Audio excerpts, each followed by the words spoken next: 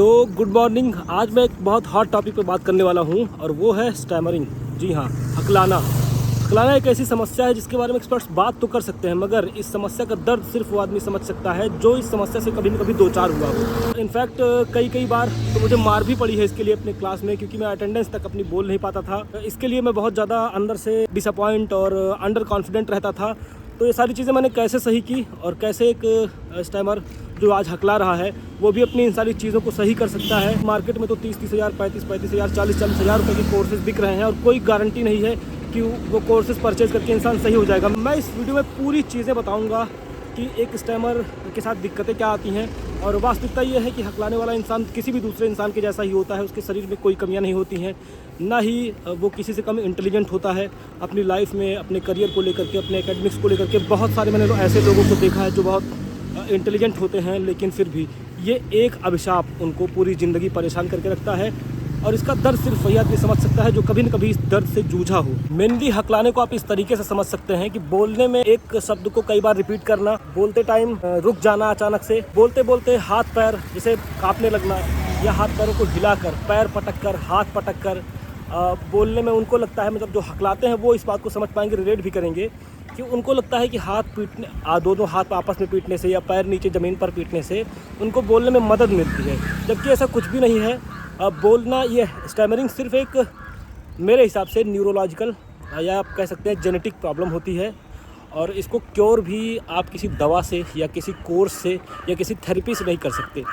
इसके विषय में आपको अपने बारे में गहराई से समझना पड़ेगा, जो चीज़ें आपको पॉइंटेड मैं आज आपको समझाऊंगा। जो इंसान हकला रहा होता है उसके साथ वर्स्ट सिचुएशन तब बन जाती है जैसे आप इनकेस अपनी क्लास में बैठे हुए हैं और कोई बात आपसे पूछी और आप हकलाने लगे, तो उस दौरान जो भी आपके बाकी क्लासमेट्स हैं वो आपको देख करके हंसने लगते हैं, जो सोसाइटी है वो आपको देख करके हंसने लगती है, तो सिचुएशंस और भी ज़्यादा बुरी हो जाती हैं।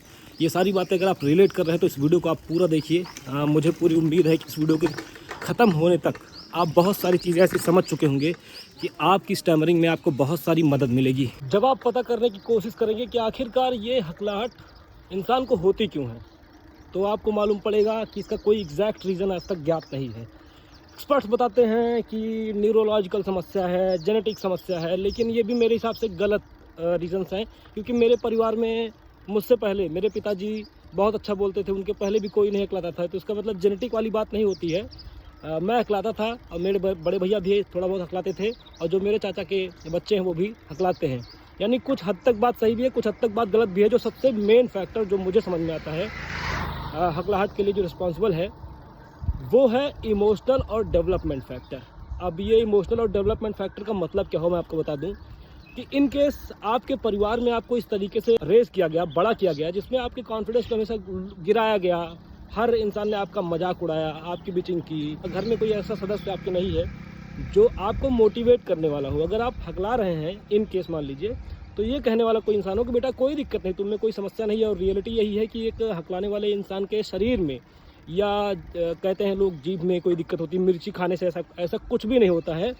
सबसे पहले आपको ये बात एक्सेप्ट करनी पड़ेगी कि आपके शरीर में कोई समस्या नहीं है। जैसे नॉर्मल इंसान होता है उसी तरीके से आप भी हैं और आप में कोई कमी नहीं। सबसे पहले आपको इस बात को एक्सेप्ट करना पड़ेगा, इसके बाद मैं आपको चीज़ें बताता हूँ। दो और पॉइंट्स जो लीड करते हैं हकलाने के लिए, एक तो है इनसिक्योरिटी, जो मैंने अपने बारे में समझी धीरे धीरे करके। जब मैं बचपन में था तब तो मैं हकलाता था, फिर जब मैं धीरे धीरे बड़ा होने लगा, क्लास 10 में पहुंचने लगा, और उस टाइम भी मेरी हकलाहट सही नहीं हुई। क्लास में मेरे साथ सारे यार दोस्त मज़े लेते थे, बाकी जो मेरे जानने वाले थे सोसाइटी में या कि मेरे जो रिलेटिव्स थे वो भी मेरे मज़े लेते थे। तो धीरे धीरे मैंने अपने बारे में चीज़ें समझनी शुरू की, तो मुझे मालूम पड़ा कि आप जिनके सामने इनसिक्योर होते हो ना, मतलब जिनको आप खुद से ज़्यादा वैल्यू करते हो, जिनको आपको लगता है कि हाँ आप इनके सामने खुद को डिमीन करते हो, आप छोटे हो, ये आदमी बड़ा है। छोटे बड़े का मतलब ये हुआ कि इन द टर्म ऑफ कह सकते हैं कि क्वालिटी, आपको लगता है कि आप कम वैल्यू होल्ड करते हो और सामने वाला इंसान आपसे ज़्यादा वैल्यू होल्ड करता है। कोई अधिकारी है या शिक्षक ये कह लीजिए, या कोई अच्छा वक्ता है, या आपकी क्लास का कोई तेज बच्चा है, तो आप उसके सामने खुद को वैल्यू कम देते हो। तो ऐसे लोगों के सामने आप ज़्यादा हकलाओगे, जो मैंने फील किया। और इसके बाद कुछ सिचुएशंस भी स्ट्रेसफुल होती हैं। अब मैं रुक जाऊँ, थोड़ा साइकिल चलाते चलाते थकान लग गई है। तो जब सिचुएशंस स्ट्रेसफुल हो, जैसे इन केस मान लीजिए ऐसी कोई सिचुएशन नहीं है कि आप किसी से कमतर खुद को समझते हो, लेकिन सिचुएशन ऐसी बन गई कि एक बार आप गलती से रुक गए और इसके बाद आप फिर बार बार रुकते जाओगे। ऐसा भी होता है कि एक बार अगर आप फंस गए तो फिर दिमाग आपके साथ ऐसा खेलेगा कि आप बार बार हकलाओगे। इसको भी आप धीरे, ये सारी चीज़ें आप समझते जाइए, फिर मैं आपको बताता हूँ कि इन सारी चीज़ों से आपको निजात कैसे मिलेगी। जब आप किसी एक्सपर्ट से जानना चाहोगे कि आखिरकार इसको सही कैसे किया जाए, तो एक्सपर्ट आपको अपना ओपिनियन देंगे कि आप ब्रीदिंग एक्सरसाइज करो और आप थेरेपी ले लो, और जो भी उनके कोर्सेज होंगे वो कोर्सेज बेचना चाहेंगे। लेकिन आपको मैं हकीकत बता दूं कि ऐसे किसी भी कोर्स को परचेज़ मत करना, वो पैसा आपका बेकार चला जाएगा। आप चाहो तो मुझसे बात कर लो, मैं आपको कॉन्टैक्ट नंबर दे दूंगा, आप कमेंट करो।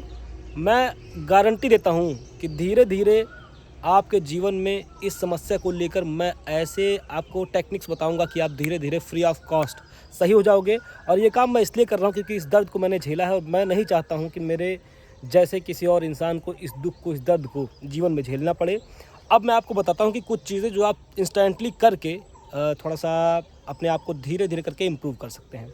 सबसे पहला काम तो ये करना है कि आपको ये बात अपने मन में फ़ील करनी है कि मैं किसी से कम नहीं हूँ। और रियलिटी यही है, जिस दिन से मैं इस चीज़ को फ़ील करने लगा कि मैं किसी से कम नहीं हूँ, उस दिन के बाद से मेरे जीवन में चेंजेस आने शुरू हो गए। और रियलिटी यही है यार, 60 बच्चों की क्लास थी उस टाइम पर, मुझे लगता था मैं कितना दबा हुआ या कितना मतलब खुद को बहुत डिमीन करता था। और जब मैंने खुद को पहचाना तो मुझे मालूम पड़ा ना मेरा किसी से IQ कम है, ना मैं किसी से कम सब्जेक्ट मैटर मुझे याद होते हैं, या कॉन्सेप्ट कोई समझने में मुझे कोई दिक्कत नहीं है। फिर आखिरकार मेरे अंदर कमी आ कहाँ रही है? वो कमी थी मेरे अंदर कॉन्फिडेंस की। वो कॉन्फिडेंस मैंने डेवलप किया और आज की डेट में मैं कैसा बोल पा रहा हूँ आप सब देख रहे हो। और बोलने के लिए ही कॉलेज में कई बार मुझे अप्रेज़ किया गया है, कई जगह पर लोग कहते हैं भाई तुम बहुत अच्छा बोलते हो। ये मैं इसलिए बता रहा हूँ ताकि आपके अंदर कॉन्फिडेंस डेवलप हो, मैं अपना बखान नहीं कर रहा हूँ। तो ये चीज़ें सबसे पहले आपको समझनी पड़ेंगी कि आपके अंदर कोई समस्या नहीं है, ना आपके अंदर कोई बॉडी पार्ट्स कम है या जीभ आपकी छोटी है या कुछ भी, ऐसी कोई दिक्कत नहीं है। सिर्फ आपके साथ दिक्कत ये दिमाग में है। दूसरी चीज़, जब आप किसी के सामने बात कर रहे हों तो उस आदमी से खुद को कम कभी मत समझिए और कुछ ऐसा करिए जिससे जो एकदम जो पॉइंटेड बात आपको बताऊं कि कुछ ऐसा करिए कि आप सबसे पहले पैसे की व्यवस्था बनाइए। जो मैंने अपने बारे में समझा कि जब मैंने चीज़ें इस तरीके से करनी शुरू की जिससे मैं पैसे कमाऊं, और धीरे धीरे पैसे मैंने इतने जमा किए कि जो चीज़ें मैं चाहता था कि मैं अपने लिए करूं, अपने लिए परचेज़ करूं, अपने शौक़ पूरे करूं, जब वो सारी चीज़ें मैं करने लगा और मैंने देखा कि जो मेरे सामने के लोग हैं जिनको मैं खुद से बेहतर समझता था, जो मुझसे पढ़ने में तेज़ थे, वो वहीं पर स्टक हैं, वो वहीं पर फंसे हुए हैं। वो कोई नई चीज़ नहीं कर पा रहे हैं, किसी नई चीज़ में वो एफ़र्ट नहीं डालना चाहते क्योंकि उनको डर लगता है कि कहीं वो फेल ना हो जाएं। बहुत सारे रीज़न से वो वहीं पर, जहाँ पर वो थे वहीं पर आज भी स्टक हैं। और मैं चीज़ों को ट्राई करता गया, नई नई चीज़ों को ट्राई करता गया। कुछ चीज़ें फ़ेल हुई, मैक्सिमम चीज़ें फ़ेल हुई, लेकिन कुछ चीज़ें सही भी हुई। तो जब चीज़ें सही हुई तो मैंने खुद को इम्प्रूव किया और मैं आगे बढ़ा। और आज की डेट पे मुझे लगता है कि 99% मैंने अपनी स्टैमरिंग पर कंट्रोल कर लिया है। ये हो गई दूसरी चीज़। और जो 2-4 चीज़ें आप प्रैक्टिस से सही कर सकते हैं वो ये है कि जब भी आप बोलिए तो इन केस अगर आप कहीं पर फंस गए तो आप हड़बड़ा जाते हैं उस चीज़ को, फिर जल्दी से जल्दी बोलने की कोशिश करते हैं, लेकिन आप वहीं पर रुक जाइए। अगर आप किसी बात को बोलते बोलते रुक गए, मतलब फंस रहे हैं, अटक रहे हैं, तो उसको घबराइए मत। आप उसको जल्दी से जल्दी बोल जाए ऐसी कोशिश करते हैं, लेकिन नहीं, आपको रुक जाना है और रुक के फिर से तसल्ली से फिर से ट्राई करना है, प्यार से बोलना है, एकदम स्लोली बोलना है। कोई जल्दीबाजी नहीं है, बहुत बड़ी उम्र पड़ी है। और अगर सामने वाला देख करके उसको हंस रहा है तो आप अंडर कॉन्फिडेंट मत होइए, अपना कॉन्फिडेंस लूज़ मत करिए। सारा गेम माइंड का है। अगर आप दिमाग से हार गए तो आप पूरी ज़िंदगी हकलाते रहेंगे, और अगर आप इस पूरे गेम को समझ गए तो आपकी हकलाहट सही हो जाएगी। आप खुद सोचिए ना कि अगर वो इंसान जो सामने आपके खड़े होकर आपकी समस्या पर, आपकी इस लाचारी पर हंस रहा है, उसका क्या स्टेटस है, उसके दिमाग का स्तर क्या है। मतलब कोई इंसान अगर दिक्कत में है, दर्द में है, तो अगले इंसान को थोड़ा सा सिंपैथी आती है उसके मन में, लेकिन जो इंसान हंस रहा है, आपके मज़े ले रहा है, उसका क्या स्टेटस है। तो उसकी बातों से आप खुद को हर्ट मत करिए, अंडर कॉन्फिडेंट मत होइए। और जो सबसे बड़ी बात मैंने कही कि खुद का स्टेटस आप रेज़ करिए। मतलब कोई सामने खड़ा है तो आप उससे खुद को कम ना समझें, सिर्फ समझे नहीं, वो अंदर से आप फील कर रहे हो, आपको भी लग रहा हो कि नहीं मैं इससे कम नहीं हूँ, अगले आदमी को भी लग रहा हो कि हाँ ये आदमी मुझसे कम नहीं है, फिर आपका हकलाना ऑटोमेटिक धीरे धीरे बंद हो जाएगा। मैं आपको गारंटी दे रहा हूँ। बाकी अगर आपको मुझसे कोई भी क्वेरी स्टैमरिंग से रिलेटेड, हकलाने से रिलेटेड है, जो भी आप पूछना चाहें, अपने डाउट्स क्लियर करना चाहें, जो भी और दिक्कतें आपके साथ आ रही हो, बहुत सारी चीज़ें मैंने वीडियो में इंक्लूड नहीं की हैं क्योंकि 5-7 मिनट के वीडियो में सब कुछ बता देना संभव नहीं है। तो जो भी चीज़ें आपको मुझसे पूछनी हो, जाननी हो, आप मेरा कॉन्टैक्ट नंबर कमेंट करिए, मैं आपको दे दूँगा। आप मुझसे सीधे कॉन्टैक्ट कर सकते हैं, मैं सारी चीज़ें आपकी क्लियर करूँगा, पूरा टाइम दूँगा। और अगर ये वीडियो मेरा सक्सेसफुल रहा तो मैं स्टैमरिंग से रिलेटेड पूरी एक सीरीज़ बनाऊँगा जो फ्री ऑफ कॉस्ट होगी, और जो भी हकलाने वाले लोग हैं, जो पूरी एक कम्युनिटी है, इन सब के लिए फ्री ऑफ कॉस्ट होगी। और मैं चाहता हूँ कि भारत में जो भी लोग हैं, जो भी समस्या से जूझ रहे हैं, वो सब इससे बाहर आएँ। और आज के इस वीडियो में सिर्फ इतना ही। तो मिलेंगे ऐसे ही किसी वीडियो में, तब तक के लिए जय सिया राम।